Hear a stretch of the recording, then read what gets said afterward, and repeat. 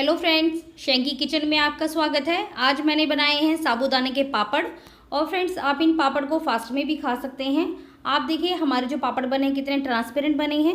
मैं आपको फ्राई करके दिखाती हूँ। और फ्राई करने के लिए हमारा जो तेल है वो गर्म होना चाहिए। अभी आप देखिए ये पापड़ हैं अपने साइज से कितने बड़े हो गए हैं।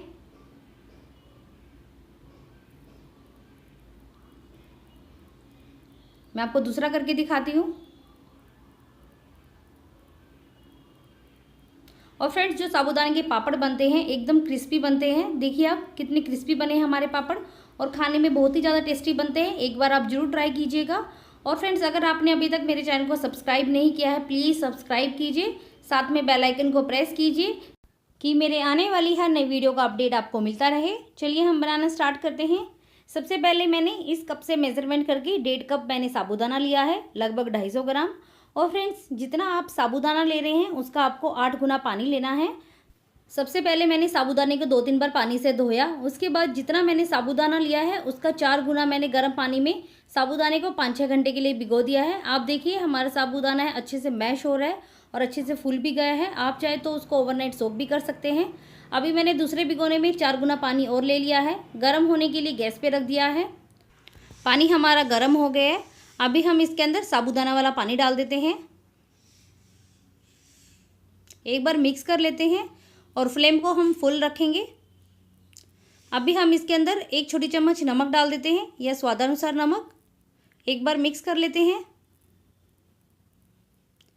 और फ्रेंड्स, हम इसे बीच बीच में चलाते रहेंगे क्योंकि साबूदाना बहुत ही जल्दी नीचे लगने लगता है। हमें साबूदाने को फुल फ्लेम पर ही पकाना है। और फ्रेंड्स, हमें इसे पकाने में टोटल 7 से 8 मिनट लग जाएंगे, या तब तक पकाना है जब तक हमारा साबूदाना ट्रांसपेरेंट ना हो जाए।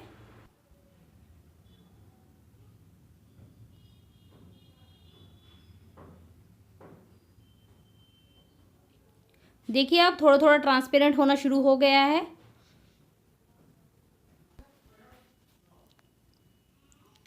अभी हमें साबूदाने को पकाते हुए 4 से 5 मिनट हो गए हैं। 2-3 मिनट के लिए और पका लेते हैं। आप देखिए फ्रेंड्स, हमारा साबूदाना एकदम ट्रांसपेरेंट हो गया है और थोड़ा सा गाढ़ा भी हो गया है।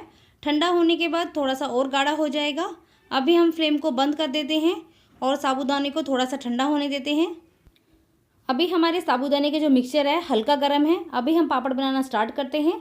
मैंने एक पॉलीथीन शीट ली है, आप ऐसे कड़छी की सहायता से पोर करते रहिए। और फ्रेंड्स, हमारा मिक्सचर बिल्कुल भी गर्म नहीं होना चाहिए, हल्का गर्म चाहिए हमें। आप सारे पापड़ ऐसे ही बना लीजिए और उसके बाद आप पापड़ को 2-3 दिन की अच्छी सी धूप लगा लीजिए। देखिए फ्रेंड्स, मेरे साबूदाने के पापड़ एकदम तैयार हैं और मैंने इनको 2 दिन की धूप लगा ली थी। उसके बाद आप इसे किसी भी एयर टाइट कंटेनर में भरकर रख सकते हैं और साल भर तक आराम से खा सकते हैं। बस आप बीच बीच में पापड़ों को धूप लगाते रहिएगा। और फ्रेंड्स, यदि आपको आज की रेसिपी मेरी पसंद आए तो लाइक ज़रूर कीजिएगा और अपने फ्रेंड्स के साथ ज़्यादा से ज़्यादा शेयर कीजिएगा। चलिए फ्रेंड्स, मिलते हैं अगली रेसिपी के साथ। Bye bye.